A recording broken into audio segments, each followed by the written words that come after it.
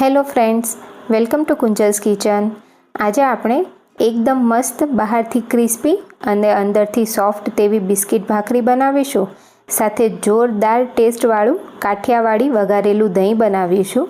તો જો તમે આ રીતે રેસીપી બનાવશો તો તમારું દહીં ક્યારેય ફાટશે પણ નહીં અને પાતળું પણ નહીં થાય। તો એકવાર આ રીતે ચોક્કસથી ટ્રાય કરજો અને વિડીયો પસંદ આવે તો વિડીયોને એક લાઇક કરી દેજો। તો સૌથી પહેલાં ભાખરી માટેનો લોટ બાંધીશું, જેના માટે મેં અહીં 1 કપ ઘઉંનો કકરો લોટ લીધો છે। લગભગ દરેક ગુજરાતીના ઘરમાં કકરો લોટ અવેલેબલ હોય જ છે। સાથે તેમાં 1/2 કપ જેટલો રોટલીનો લોટ લીધો છે, ઝીણો લોટ આવે એ। તો રોટલીનો લોટ લેવાથી ભાખરીનું ટેક્સચર બહુ જ સરસ આવતું હોય છે। સાથે તેમાં સ્વાદ પ્રમાણે મીઠું નાખીશું અને 2 ચમચી જેટલું તેલનું મોણ લેવાનું છે। અને અહીં સાથે જ આપણે મોણમાં 1 ચમચી દૂધની મલાઈ લેવાની છે।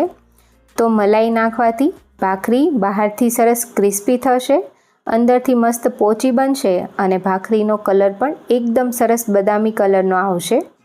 તો હવે બધી વસ્તુને લોટમાં પ્રોપર મિક્સ કરી લેવાની છે।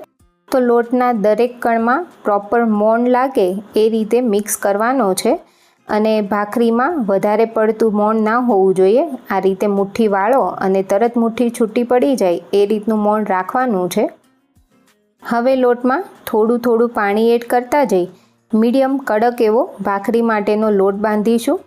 તો અહીં આપણે જાડા લોટનો ઉપયોગ કર્યો હોવાથી બહુ જ કઠણ લોટ પહેલેથી નથી બાંધવાનો, કારણ કે લોટને રેસ્ટ આપીશું એટલે લોટ થોડો કડક થઈ જશે।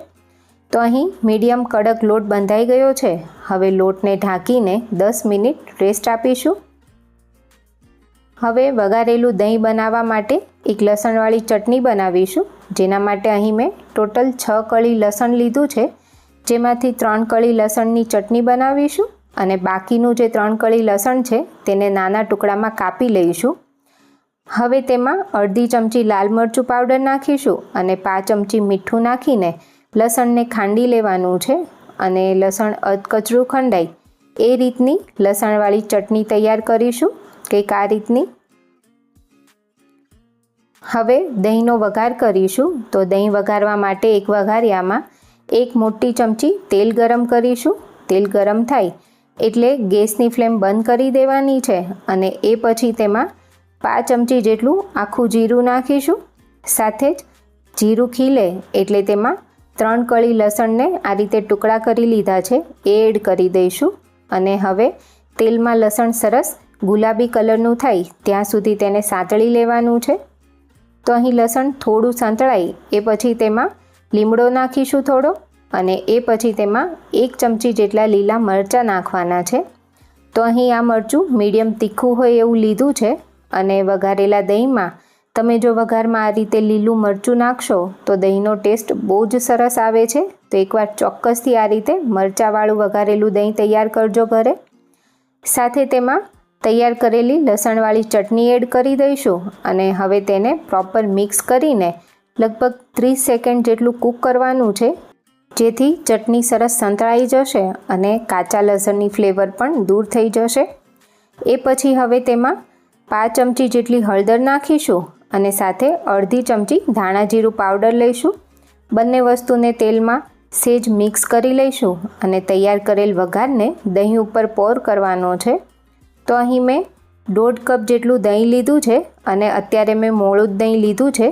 તમને જેવું દહીં પસંદ હોય, ખાટું કે મોળું, એવું લઈ શકાય છે। અને હવે દહીં પર તૈયાર કરેલ વઘાર એડ કરી દઈશું। તો વઘારેલું દહીં હંમેશા આ રીતે જ બનાવાતું હોય છે કે દહીંની ઉપર જ વઘાર એડ કરવાનો હોય છે। જો તમે દહીંને વઘારમાં એડ કરશો તો દહીંમાંથી પાણી પણ છૂટું પડી જશે અને દહીં પાતળું થઈ જશે। તો હંમેશા આ રીતે ઉપરથી વઘાર એડ કરીને જ દહીં બનાવવાનું। હવે તેમાં સ્વાદ પ્રમાણે મીઠું નાખીશું અને બધી વસ્તુને પ્રોપર મિક્સ કરી લઈશું। અને અહીં જે દહીં લીધું છે એ બહુ પાણીવાળું હોય એવું નથી લેવાનું।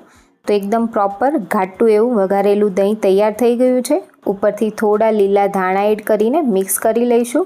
તો એકદમ અસલ કાઠિયાવાડી ટેસ્ટવાળું વઘારેલું દહીં તૈયાર થઈ ગયું છે। હવે ભાખરીના લોટને રેસ્ટ અપાઈ ગયો છે। લોટ ચેક કરીએ તો જોઈ શકાય છે કે લોટ સરસ કડક થઈ ગયો છે। તો તો જેવો ભાખરી માટે જોઈએ એવો જ લોટ રેસ્ટ અપાઈને તૈયાર થઈ ગયો છે. તો લોટને સહેજ આ રીતે મસળી લઈશું અને એ પછી તેમાંથી મીડિયમ સાઇઝનો લુઓ લઈ ભાખરી તૈયાર કરીશું. તો આજે આપણે સાવ નાની પણ નહીં અને બહુ જ મોટી પણ નહીં તેવી મીડિયમ ભાખરી બનાવીશું. જેના માટે આ રીતે થોડું વણીને પાછળની સાઈડ લુઆને આ રીતે વાળી દેવાનો છે. આવું કરવાથી ભાખરી વણતી વખતે બહુ ફાટશે પણ નહીં અને ભાખરી સરસ ફૂલીને તૈયાર થશે. તો આ રીતે લુઓ તૈયાર કર્યા પછી મીડિયમ સાઇઝની અને મીડિયમ થિકનેસવાળી ભાખરી વણીને તૈયાર કરી લઈશું. તમને નાની નાની સાઇઝની ગમતી હોય તો એ સાઇઝની ભાખરી પણ તૈયાર કરી શકાય છે. અહીં ભાખરી વણાઈ ગઈ છે, હવે તેને શેકી લઈશું. તો ભાખરી શેકવા માટે મેં અહીં તવી ગરમ કરીને રાખી હતી અને ગેસની ફ્લેમ મીડિયમ રાખીને ભાખરીને શેકવાની છે. તો એક બાજુથી ભાખરી થોડી શેકાઈ એ પછી સાઈડ ચેન્જ કરીશું અને સાઈડ ચેન્જ કર્યા પછી થોડી વારે તેને આ રીતે થોડું ચેન્જ કરી લેવાની છે, જેથી જે જગ્યાએથી ડિઝાઇન ના પડી હોય એ બાજુ પણ ભાખરી સરસ શેકાશે. અને એ પછી ફરીવાર સાઈડ ચેન્જ કરીને આ રીતે ભાખરીને થોડીવાર માટે શેકાવા દઈશું. ગેસની ફ્લેમ મીડિયમ જ રાખવાની છે. ફૂલ ફ્લેમ પર ભાખરી ક્યારેય નથી શેકવાની, નહીંતર અંદરથી કાચી રહી જશે. એ પછી ભાખરીને આ રીતે ડાયરેક્ટ ગેસ પર થોડી શેકી લેવાની છે, જેથી ભાખરીમાં એકદમ સરસ કલર આવી જશે. અને જોઈ શકાય છે કે બંને બાજુથી ભાખરી બદામી કલરની થાય તેવી શેકીને તૈયાર કરી લીધી છે. તો આપણે લોટમાં મલાઈ એડ કરી હતી, જેના લીધે ભાખરીનો કલર એકદમ મસ્ત બદામી આવ્યો છે. હવે ગરમ ગરમ ભાખરી પર ઘી લગાવી દેવાનું છે અને ઘી લગાવ્યા પછી ભાખરીને ચમચીની મદદથી આ રીતે થોડા કાણા પાડી લઈશું, જેથી ભાખરીમાં અંદર સુધી ઘી ઉતરશે અને ભાખરી બહારથી સરસ ક્રિસ્પી અને અંદરથી મસ્ત પોચી બનશે. તો આવી જ રીતે બધી ભાખરી તૈયાર કરી લઈશું. તો મસ્ત મજાની ગરમા ગરમ બિસ્કિટ ભાખરી સાથે કાઠિયાવાડી સ્વાદવાળું દહીં સર્વ કરીશું.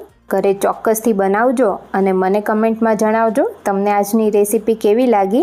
Thank you.